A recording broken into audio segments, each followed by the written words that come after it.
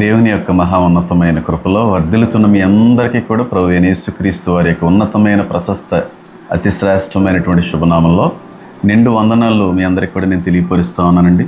ఈరోజు మీ అందరితో కూడా ఒక ప్రాముఖ్యమైనటువంటి అత్యవసరమైనటువంటి ఒక అప్డేట్ని, ఒక విషయాన్ని మీ అందరితో కూడా పంచుకోవడానికి నేను ఇష్టపడతా ఉన్నాను. ఇంత ఎర్లీ మార్నింగు మీ మధ్యకి నేను వచ్చి ఈ విషయాన్ని చెప్పడానికి ఇష్టపడుతున్నానంటే ఒకసారి మీరు అర్థం చేసుకోవచ్చు ఎంత అత్యవసరమైనటువంటి హెచ్చరిక ఉంటుందో ఆలోచించేయండి ఒకసారి. అయితే నేను చెప్పేదానికంటే కూడా ముందుగా ఒక విషయాన్ని మీ అందరికీ తెలియజేసి ముందుకు వెళ్ళే ప్రయత్నం చేస్తానండి. నేను ఈ విషయాన్ని బట్టి మిమ్మల్ని ఏదో గొప్ప చేయడానికో, లేకపోతే మీ దగ్గర నాకు ఏదో హైప్ని క్రియేట్ చేసుకోవడానికో, లేకపోతే మీ మెప్పుని పొందుకోవడానికి ఈ మాట నేను చెప్తున్నాను మాత్రం ఎట్టి పరిస్థితులు అనుకోవద్దు. నేను నిజమే చెప్తున్నాను, దైవసాక్షిగానే ఈ మాట చెప్తున్నాను. నాకు దేవుడు ఇచ్చినటువంటి మహా ఉన్నతమైన కృపను బట్టి మంచి కుటుంబాన్ని ఇచ్చాడు దేవుడు నాకు. అన్నిటికీ మించి మంచి సంఘాన్ని ఇచ్చాడు దేవుడు నాకు.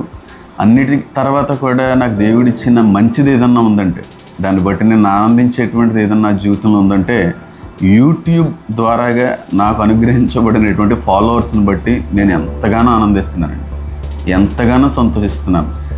ఉన్నటువంటి అందరు సేవకులకి కూడా ఈ ధన్యత వస్తుందో లేదో నాకు తెలియదు, కానీ నేను మాత్రం ఈ విషయంలో ధన్యుడనే అంటాను. ఎందుకనంటే మన ఛానల్లో కానీ మీరు గమనిస్తే ఎవరైనా నెగిటివ్ కమెంట్స్ చేసినా సరే మన ఫాలోవర్స్ వెంటనే రియాక్ట్ అవ్వరు. ఆ విషయాన్ని బట్టి నేను ఆనందిస్తూ ఉంటాను. ఎందుకంటే చాలాసార్లు చెప్పాను, ఎవరు నెగిటివ్ కమెంట్స్ చేసినా మీరు రియాక్ట్ అవ్వకండి అని చెప్పి. అలాగే నేను ఏది అడిగినా సరే కాదనకుండా ఆ షేరింగ్ విషయం కావచ్చు, లేకపోతే లైక్ చేసే విషయం కావచ్చు, ఈ నేను చెప్పబోయేటువంటి ఈ సువార్త హెచ్చరిక విషయం గురించి కావచ్చు, సాయ శక్తుల వాళ్ళ యొక్క ప్రయాస అందులో కనబడుతూ ఉంది. నా మాటని ఈరోజు కూడా కొట్టువేయలేదు. నాకు దేవుడిచ్చినటువంటి ఈ ఫాలోవర్స్ని బట్టి నేను ఎంతగానో ఆనందిస్తూ ఉన్నాను. అయితే ఇప్పుడు చెప్పేటువంటి విషయం క్రైస్తవులకి ఎంత అత్యవసరమైనటువంటిదో, ఎంత భయాన్ని కలిగిస్తుందో అంతకంటే ఎక్కువ ఈ ప్రపంచవ్యాప్తంగా ఉన్నటువంటి ముస్లిం సహోదరుల్ని, ఇస్లామిక్ రిలీజియన్కి సంబంధించినటువంటి అనేక మందిని హడలెత్తిస్తూ ఉంది ఈ యొక్క సమాచారం. ఏంటి అంటే యూఫ్రటీసు అనేటువంటి మహానది యొక్క ప్రస్తావన మనకి బైబిల్ అంతట్లో కూడా కనబడతా ఉంది.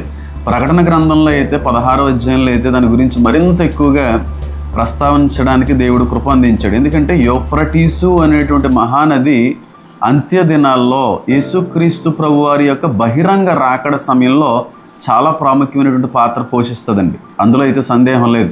మనకి యేసుక్రీస్తు ప్రభువారి యొక్క రాకడ దగ్గరగా ఉంది.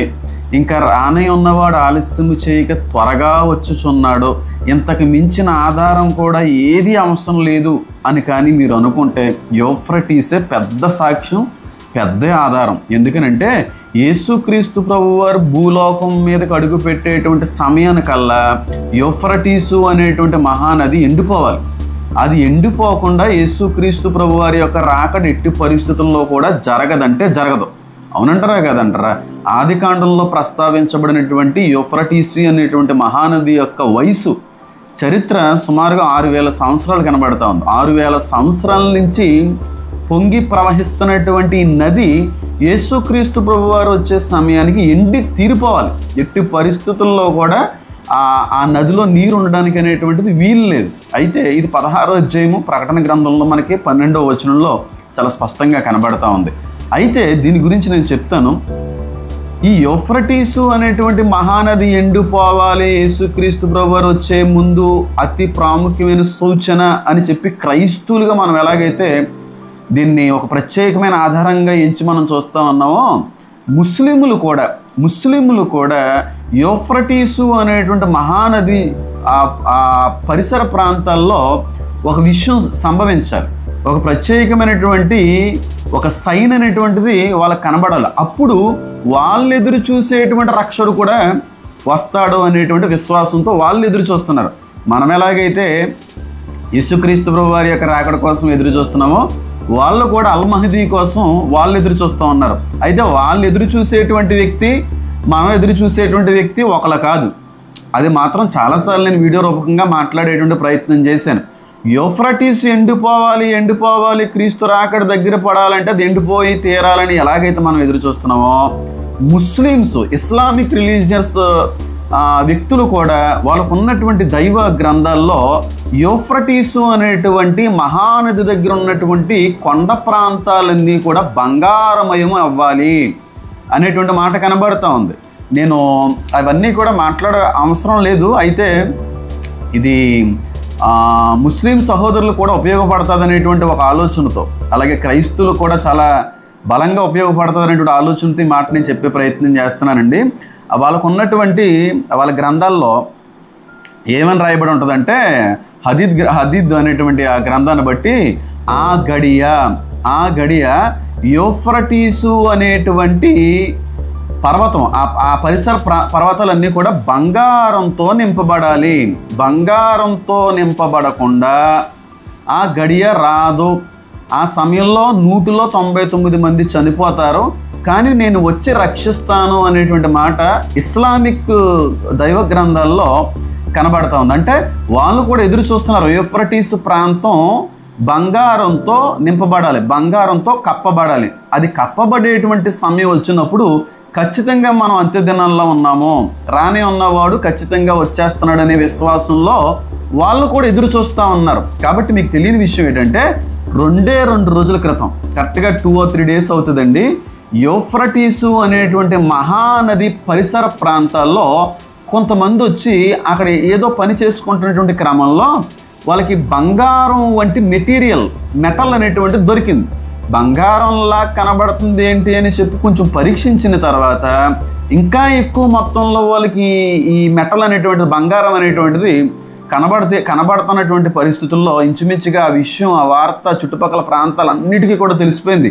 ఇప్పుడు అక్కడ జనాలు గూడేసి ఆ బంగారం అందరూ కూడా వెతికి వాటిని ఏదో రకంగా వాళ్ళు సంపాదించుకుంటున్నటువంటి క్రమంలో వాళ్ళ మతానికి సంబంధించినటువంటి పెద్దలు ఈ విషయాన్ని చూపించి మాట్లాడుతున్నారు. బంగారం దొరికిందని మీరు ఆలోచిస్తున్నారు, ఆనందిస్తున్నారు, కానీ మన దైవ గ్రంథం ఎప్పుడో చెప్పింది, రావలసినటువంటి అల్-మహదీ వాళ్ళ యొక్క మెసెంజర్, వాళ్ళ యొక్క రక్షకుడు వచ్చే ముందు యూఫ్రటీస్ పరిసర ప్రాంతాలంతా కూడా బంగారమయమే మారాలి అనేటువంటి మాట వాళ్ళ గ్రంథాల్లో ఉంది. కనుక వాళ్ళు కూడా గట్టిగా నమ్ముతున్నారు, మేము అంత్యదినాల్లో ఉన్నాం, అంత్యకాలంలో ఉన్నాం, రానే ఉన్నవాడు వస్తున్నాడని వాళ్ళు కూడా నమ్ముతున్నారు. ఇప్పుడు వాళ్ళ గ్రంథంలో ఉన్నటువంటి విషయం మనం ఎందుకు మాట్లాడుకోవాలండి పాస్టర్ గారు? వాళ్ళకి మనకి సంబంధం లేదు కదా, వాళ్ళ గ్రంథానికి మన గ్రంథానికి ఏ విధమైన పొత్తు లేదు కదా. మన గ్రంథంలో ఉన్నది ఏదో మాట్లాడుకుంటే బాగుంటుంది, కానీ వాళ్ళ గ్రంథాల గురించి మనకెందుకండి అని మీరు అనుకోవచ్చు. నేను ఒక విషయం మళ్ళీ చెప్తున్నాను, అంత్య దినాల్లో ప్రాముఖ్యమైనటువంటి పాత్ర పోషించేటువంటిది ఏదన్నా ఉందంటే ఇస్లామే. ఇస్లాం అనేటువంటిది అంత్య దినాల్లో చాలా అద్భుతమైనటువంటి ప్రాముఖ్యమైనటువంటి పాత్ర పోషిస్తుంది. వాళ్ళ గ్రంథాలు చెప్తున్నటువంటి మాట ఏంటంటే, 7 సంవత్సరాలు ప్రపంచాన్ని మేము పాలిస్తాము అనేటువంటి మాటలు కూడా వాళ్ళ దైవ గ్రంథాల్లో కనబడుతూ ఉన్నాయి.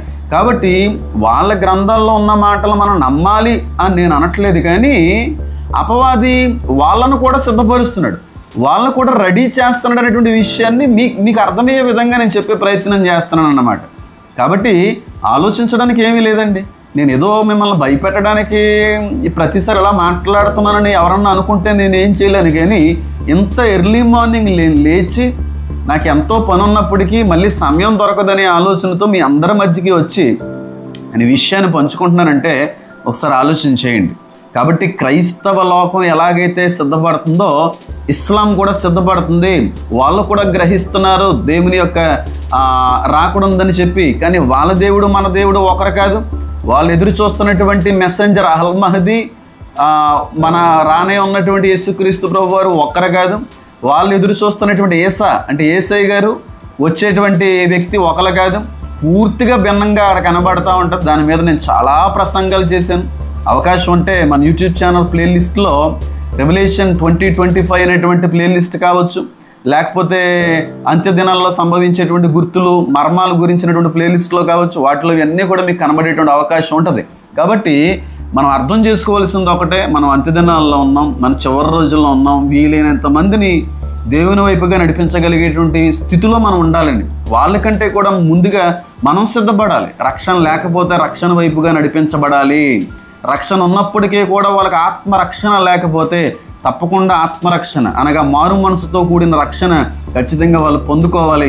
ఒకవేళ అట్టి స్థితిలో కానీ మీరు లేకపోతే ఖచ్చితంగా దేవుని యొక్క రాకడలో మీరు అందరూ కూడా విడవబడతారు, అందులో సందేహం ఏమీ లేదు. అలాగే ఎలియన్స్ గురించి కూడా రీసెంట్గా నేను అప్డేట్ అనేటువంటిది ఇవ్వడం జరిగింది. చూస్తుండంటే కొంతమంది ఏ రకాలైనటువంటి నెగిటివ్ కామెంట్స్ చేశారు. నేను రియాక్ట్ అవ్వను, ఎందుకంటే నా మౌనమే ఒకనొక రోజున మీకు సమాధానం ఇస్తుంది, అలాగే సమయమే మీ అందరికీ కూడా ఆధారాలు చూపిస్తుంది అనే గట్టి నమ్మకంతో నేను ఎదురు చూస్తున్నాను. కనుక ఆ దినాలు కూడా చాలా దగ్గరలో ఉన్నాయి. దేవుని రాకడ చాలా సమీపంగా ఉంది. వీలైనంత మందిని రక్షణలోకి నడిపించండి. అన్నిటికీ మించి త్వరగా మీరందరూ కూడా సిద్ధపడండి.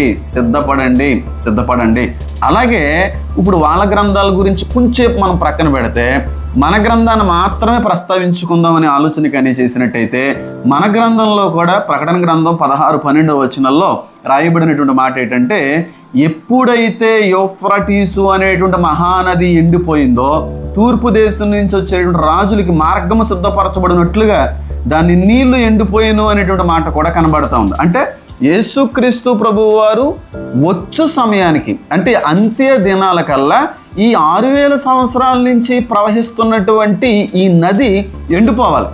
అది ఎట్టి పరిస్థితుల్లో కూడా జరగదంటే జరగదు. ఎందుకంటే చాలా పెద్ద ప్రవాహం, అది చాలా పెద్ద నది అది. కాబట్టి ఆ నది ఎండిపోయే అవకాశం లేనేలేదు. కానీ 2021-2022 సంవత్సరంలో ఇరాకీ వాటర్ రిసోర్సెస్ అనేటువంటి ఒక సంస్థ ఈ యూఫ్రటీసు అనేటువంటి మహానది ఎందుకు ఎండిపోతుంది, నీళ్ళు ఎందుకు తగ్గిపోతుంది, నీటి మట్టం తగ్గిపోతుంది ఏంటి అనే ఆలోచనతో వాళ్ళు కొన్ని పరిశోధనలు చేసే ప్రయత్నం చేశారు. ఈ విషయాన్ని నేను చాలా సంవత్సరాల క్రితం చెప్తే కొంతమంది హైందవ పెద్దలు నెగిటివ్గా రియాక్ట్ అయ్యారు. నా యొక్క వీడియోని చూసి చాలామంది దాన్ని నవ్వుకుంటూ మాట్లాడే ప్రయత్నం చేశారు. కానీ నేను ఎక్కడ కూడా నెగిటివ్గా వాళ్ళతో పాటుగా నేను తర్కించడానికి, విభేదించడానికి నేను ఎక్కడా కూడా ఇష్టపడలేదు. అయితే ఇరాకీ వాటర్ సోర్సెస్ అనేటువంటి ఆ సంస్థ ఈ యూఫ్రటీస్ అనేటువంటి మహానది మీద పరిశోధించినప్పుడు వాళ్ళకి అంతు చిక్కనటువంటి ఒక విషయం బయటపడింది. ఏమనంటే, ఇలాగే కానీ ఒకవేళ ముందుకు వెళితే ఈ నది నీటి మట్టం తగ్గడం అనేది ప్రక్కన పెడితే రాగల 10 నుంచి 20 సంవత్సరాల లోపు యూఫ్రటీసు అనేటువంటి మహానది పూర్తిగా ఎండిపోద్దని చెప్పి 2022 సంవత్సరంలో వాళ్ళు నివేదిక ఇచ్చారు. అంటే పూర్తిగా ఎండిపోతుంది అనేటువంటిది 5 నుంచి 10 సంవత్సరాల మధ్యలో ఎండిపోద్ది, ఇంక ఉండదు నీరు అనేటువంటి నివేదిక ఆల్రెడీ ఆ శాస్త్రీయ వర్గాలు ఇచ్చేసినాయి 2021-22 సంవత్సరంలో. అంటే వాళ్ళు ఇచ్చినటువంటి ఆ వివరణ బట్టి నివేదిక ప్రకారంగా రాగలిగే 10 సంవత్సరాల్లో యూఫ్రటీస్ నది పూర్తిగా ఎండిపోవాలి. కానీ మీకు విషయం తెలుసా, వాళ్ళు నివేదిక ఇచ్చినటువంటి ఈ 3 సంవత్సరాల్లోనే 80% యూఫ్రటీస్ నది అనేటువంటిది ఎండిపోయింది. యూఫ్రటీస్ నది 2020 సంవత్సరానికి ముందు ఎలా ఉంది, 2025 సంవత్సరానికి ఎలా ఉందో ఇక్కడ నేను ఇమేజెస్ అనేటువంటివి యాడ్ చేస్తాను. ఒకసారి మీరు చూసి నమ్మితే సరే, ఒకవేళ నమ్మశక్యంగా మీకు లేకపోతే మీరు గూగుల్ చేయండి. Euphrates river is drying up అనేటువంటి ఆ సెంటెన్స్ కొట్టండి, ఆ లెటర్ టైప్ చేయండి, మీకు తెలిసిపోతుంది ఎంతవరకు నిజం అనేటువంటిది. కాబట్టి ఇరాకీ వాటర్ రిసోర్సెస్ వాళ్ళు ఇచ్చినటువంటి నివేదిక 10 సంవత్సరాలు ఇంకా రాకుండానే, అంటే వాళ్ళు ఇచ్చిన మాట ప్రకారంగా 2032 కల్లా ఇంక ఏదీ ఉండకూడదు. యూఫ్రటీస్ అనేటువంటి మహానది పూర్తిగా ఒక ఎండు దెబ్బగా మారిపోవాలన్నమాట, మట్టి దెబ్బగా మారిపోవాలి, డ్రైఅప్ అయిపోవాలి. కానీ వాళ్ళు ఈ వివరణ ఇచ్చినటువంటి 3 సంవత్సరాలకే యూఫ్రటీస్ నది 80% ఎండిపోయింది. అక్కడ ఉన్నటువంటి నిపుణులు కూడా ఆశ్చర్యపోతున్నారు, ఏంటి ఇలా జరుగుతుంది, మేము అనుకున్న దానికంటే కూడా త్వరగా వేగంగా ఎండిపోతుందని చెప్పి వాళ్ళు కూడా తర్జనా భర్జన పడుతున్నారు. కానీ వాళ్ళకి తెలియని విషయం ఏంటంటే, ఎండిపోతుంది అనేటువంటి మాట లేఖన నెరవేర్పు జరుగుతుంది. బైబిల్ నిజమైనది, బైబిల్ దేవుడు నిజమైన వాడు. బైబిల్లో ఏ గుర్తులైతే, ఏ ఆధారాలైతే యేసుక్రీస్తు ప్రభువు వారిని ఉద్దేశించి ఉద్దేశించి రాయబడ్డాయో ఆ గుర్తులు, ఆధారాలన్నీ కూడా ఎక్కడ తోచా తప్పిపోకుండా నెరవేరుతా ఉన్నాయి. నేను చెప్పేటువంటి మాటలను మీరు నమ్మకపోవచ్చు, ఆధారాలతో పాటుగా మీ కళ్ళు నిజంగా పనిచేస్తాయి, మీ నేత్రాలు నిజంగా పనిచేస్తే అవే చెప్తే గొప్ప సాక్ష్యం. దేవుడు నోటి మాట మూలంగా కలిగినటువంటి సకల చరాచర సృష్టి దేవుని యొక్క రాకడికి సిద్ధపడుతుంది. కానీ తన స్వరూపంలో కలుగు చేయబడినటువంటి మనం ఇంకనూ కూడా సిద్ధపడడానికి ఇష్టపడట్లేదు. ఆలోచన చేయండి, ఇంకా సమయము లేదు. ఏ సమయంలో అయినా సరే కడబోరం రోగుతుంది. కన్ను రెప్ప పాటులో మన ఈ భౌతిక సంబంధమైన శరీరాలు మహిమ శరీరాలుగా మారబోతున్నాయి. కాబట్టి సిద్ధపడండి. వీలైనంత మందిని దేవుని వైపుగా నడిపించేటువంటి మహా గొప్ప పాత్రలుగా మీరందరూ కూడా వాడబడాలని నేనైతే ప్రార్థిస్తా ఉన్నాను. మీరు కూడా ప్రార్థించండి. నా కొరకు, మీ కుటుంబాల కొరకు ప్రార్థించండి, మీ సంఘాల కొరకు ప్రార్థించండి. లైక్ చేయండి, అనేక మందికి షేర్ చేయండి. అనేక మందిని సిద్ధపరచగలిగేటువంటి మహా గొప్ప పాత్రలుగా మీరు వాడబడాలంటే ఒక్క షేరు, అందరినీ కాకపోవచ్చు అందరిలో కొందరైనా సరే సిద్ధపడడానికి అవకాశం ఇచ్చిన వాళ్ళు అవుతారు. కనుక దయించి విషయాన్ని గమనించి లైక్ చేసి అనేక మందికి షేర్ చేయవలసిందిగా. దీని మీద ఏమన్నా సందేహాలు కావలిస్తే, ఒకవేళ దీని మీద పూర్తి వీడియో నా దగ్గర ఉన్న వీడియో కావలిస్తే కింద ఉన్నటువంటి ఆ వాట్సాప్ నెంబర్కి మెసేజ్ చేయండి. మీకు ఆ వీడియో కూడా ఫార్వర్డ్ చేస్తాను. God bless you all. Amen.